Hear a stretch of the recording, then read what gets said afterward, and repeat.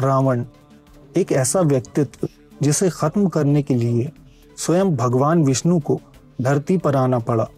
एक ऐसा राजा जिसे आज तक सारी दुनिया जानती है, महादेव का सबसे बड़ा भक्त और अपने जमाने का सबसे आधुनिक बुद्धिजीवी।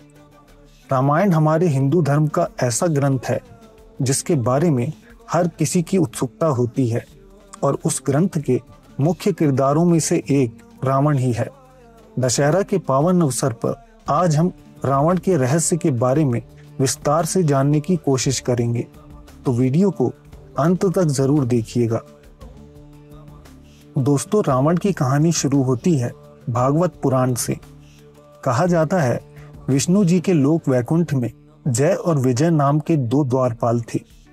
ब्रह्मा के 4 पुत्र थे जो अपने अपार तपोबल और पवित्रता के कारण बच्चों के रूप में नजर आते थे।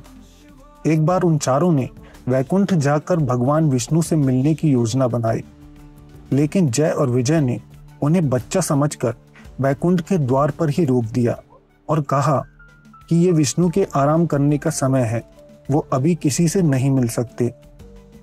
ब्रह्मा के पुत्रों ने जय और विजय से कहा, भगवान विष्णु अपने भक्तों के लिए हमेशा उपलब्ध होते हैं, और क्रोध में आकर उन्हें श्राप दिया कि उन दोनों को वैकुंठ का त्याग करके भूलोक में इंसानों की तरह रहना होगा।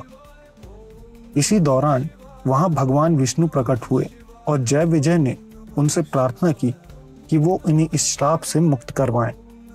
विष्णु ने दोनों से कहा कि ये ब्रह्मा के पुत्रों का श्राप है, इसलिए वो वापस नहीं हो सकता। विष्णु ने जय और विजय को 2 विकल्प दिए।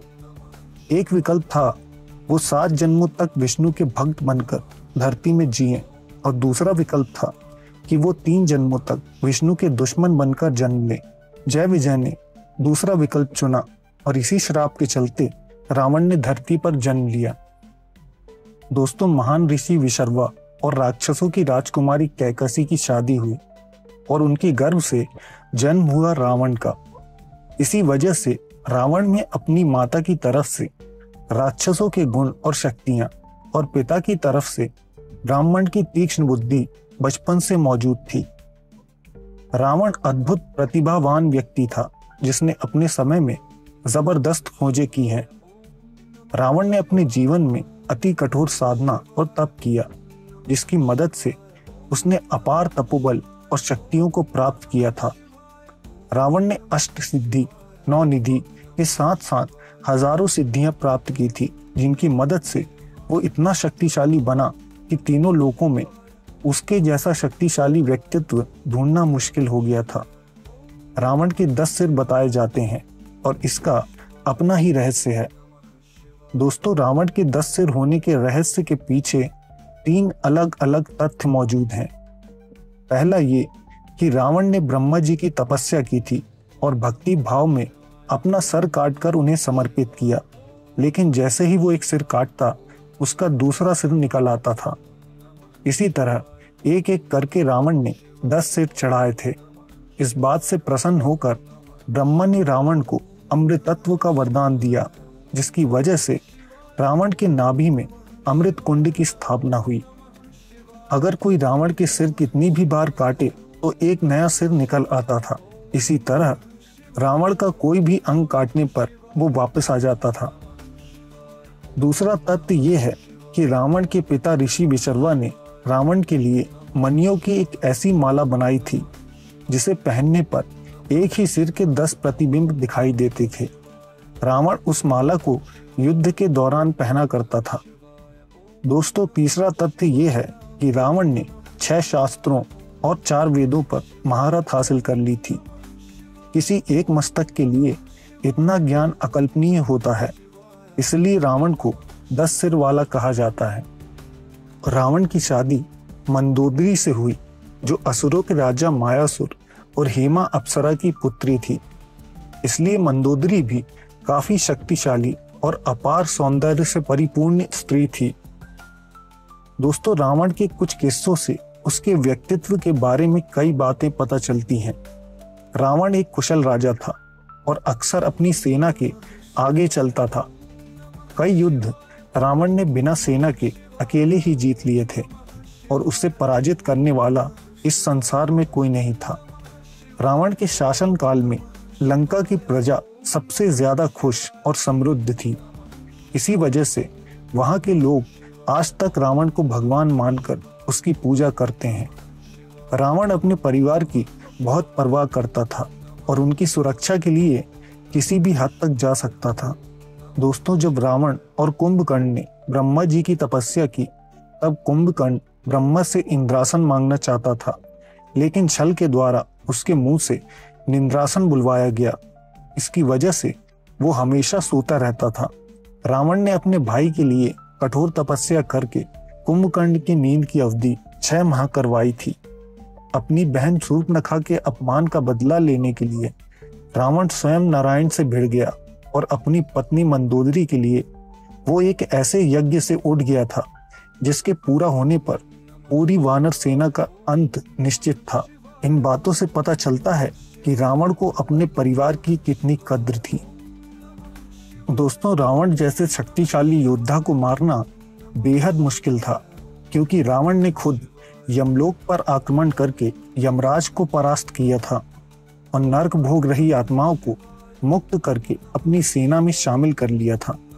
इतना ही नहीं, ब्रह्मा से वरदान मिलने के बाद रावण ने सीधे नागलोक पर आक्रमण करके नागराज से युद्ध किया, जो धरती लोक से काफी उन्नत और विशाल है। नागराज रावण का वध नहीं कर पाए और रावण से दोस्ती कर ली। तब से नागवंश के लोग रावण के मित्र हैं। दोस्तों, अब बात करते हैं रावण के सबसे बड़े रहस्य की। माना जाता है आज भी रावण का शव सुरक्षित है और कलयुग के अंत में वो पुनः अपने शरीर में प्रवेश करके वेदों और उपनिषदों का ज्ञान लिपिबद्ध करेगा, क्योंकि कलयुग में धरती का नाश हो चुका होगा। श्रीलंका सरकार की रिसर्च टीम ने रामायण से जुड़े सभी सबूतों को ढूंढने की कोशिशें की हैं और उन्हें भारी सफलता मिली है। इसी खोज के दौरान इस टीम का सामना हुआ रावण की मम्मी से। जब राम ने रावण का वध किया, तब धरती से अधर्म का अंत हुआ और जीत की खुशी में लोगों ने रावण के शव पर ध्यान ही नहीं दिया। उसका शव काफी समय तक रखा रहा, जिसे नागवंश के लोग अपने साथ ले गए।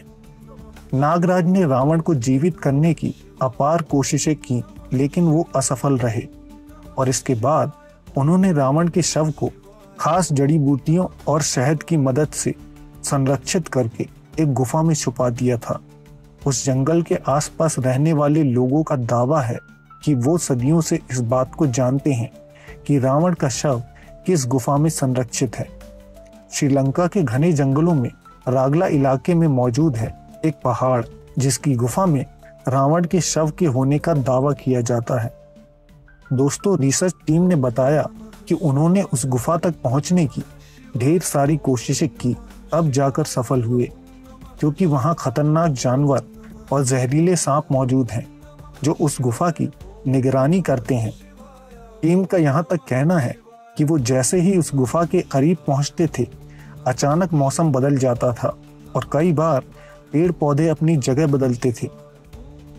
वहां मौजूद लोगों का कहना है कि इस ताबूत को मंत्रों द्वारा संरक्षित किया गया है, जिसकी वजह से उस शव को बाहर निकालना संभव नहीं है। दोस्तों, रिसर्च टीम गुफा तक पहुंची और उन्होंने वहां 18 फीट लंबा पत्थर का ताबूत भी देखा, जिसके ऊपर अजीब जड़ी बूटियों का लेप भी पाया गया है। गुफा में ताबूत को इस प्रकार से रखा गया है, वहां एक भी पत्थर के हिलने से पूरा ढांचा ध्वस्त हो सकता है। इसी वजह से उस ताबूत को बाहर निकालना संभव नहीं। लेकिन दोस्तों, ये बात आज तक रहस्य ही है कि उस ताबूत में रावण का ही शव है, क्योंकि कुछ लोगों का मानना है कि रावण का अंतिम संस्कार हुआ था और उसे विधि विधान से जलाया गया था। आपको रावण के बारे में ये जानकारी कैसी लगी? कमेंट में लिखें। वीडियो पसंद आया हो तो लाइक करें और शेयर करें। धन्यवाद।